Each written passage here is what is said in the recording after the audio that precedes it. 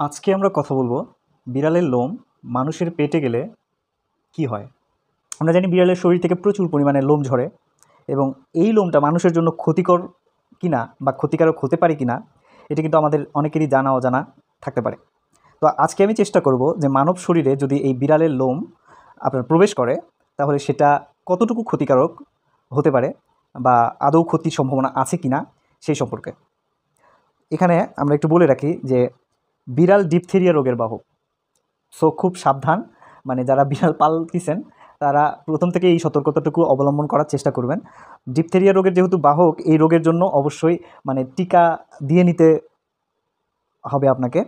মানে আমরা নর্মালি বাচ্চাদের, মানে আমাদের হিউম্যান বাচ্চা যারা আছে, হিউম্যান চাইল্ড, তো তাদেরকে কিন্তু এই ডিপথেরিয়া রোগের টিকা ছোটোবেলায় দেওয়া হয়। সো যারা সেই হিসেবে কিন্তু কোনো ভয় নেই। যদি আপনার ডিপথেরিয়া টিকাটা দেওয়া থাকে আপনার বাচ্চার বা আপনার, তাহলে কিন্তু এটার আর ভয়টা থাকবে না। কিন্তু তারপরেও আপনাকে বিড়ালের লোমকে সবসময় অ্যাভয়েড করতে হবে।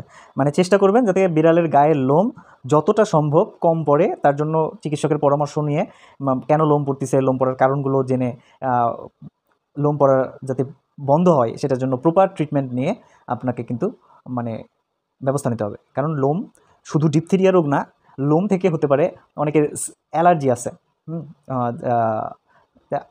আনএক্সেপশনাল বা আনকনভেনশনাল যদি কোনো কিছু আমাদের শরীরে লেগে যায়, আমাদের ভেতরে একটা অস্বস্তি বোধ হয়, যেটাকে আমরা বলি অ্যালার্জি।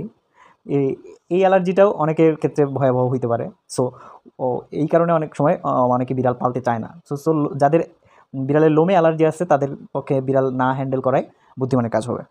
এখন আমরা আমাদের মেইন প্রসঙ্গে আসি যে বিড়ালের গায়ের লোম মানুষের জন্য আসলে কতটা ক্ষতিকর। একটা রোগের কথা বলি, টক্সোপ্লাজমা গন্ডিয়াই। এই পরজীবী এক ধরনের বিশেষ রোগ তৈরি করে যেটাকে আমরা বলি টক্সোপ্লাজমোসিস। আর এই টক্সোপ্লাজমোসিস প্রায় সব বিড়ালের শরীরেই বাসা বাঁধে।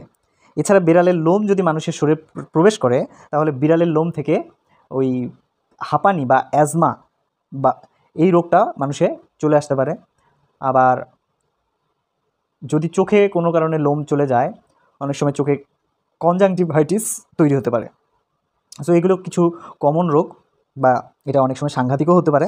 তো এই রোগে অনেক সময় আমাদের যারা বিড়াল পালে বা পরিবারের অন্যান্য সদস্যরা আক্রান্ত হতে পারে, তারা কষ্ট পেতে পারে। এছাড়া বিড়ালের বমি এবং বিড়ালের মল, এই দুটো থেকেও কিন্তু ওই যে আমি ডিপথেরিয়ার কথা বলছি এটাও ছড়াতে পারে। অথবা বিড়ালের মূত্র থেকে, যেখানে সেখানে যদি বিড়াল হিসু করে, সেখানে টাইফয়েডের বা সালমোনেলার জীবাণু কিন্তু থাকতে পারে, যেটা মানুষে ছড়াতে পারে। তবে অবশ্যই আপনি যদি বিড়াল পুষতে চান তাহলে আপনাকে এই দিকগুলো মাথায় রেখে এবং এগুলো থেকে যাতে আপনার সাথে না ঘটে তার জন্য ডাক্তারের পরামর্শ নিয়ে সেই ধরনের ব্যবস্থা গ্রহণ করে আপনাকে বিড়াল পালতে হবে। আমার ভিডিওটা যদি আপনাদের ভালো লেগে থাকে এবং তথ্যবহুল মনে হয় তাহলে আমার ইউটিউব চ্যানেলটি আপনারা অবশ্যই সাবস্ক্রাইব করবেন এবং বেল আইকনটি প্রেস করে পরবর্তী ভিডিও পাওয়ার জন্য অপেক্ষা করবেন।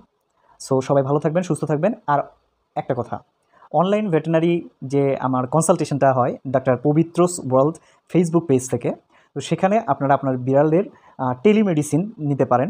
তো তার জন্য ফেসবুক পেজেও আপনারা যুক্ত হতে পারেন। সেখান থেকে টেলিমেডিসিন প্রদান করা হয় এবং ভিডিও কলের মাধ্যমে বিড়াল দেখে বিড়ালের রোগ নির্ণয় করে মেডিসিন প্রেসক্রিপশন করা হয়।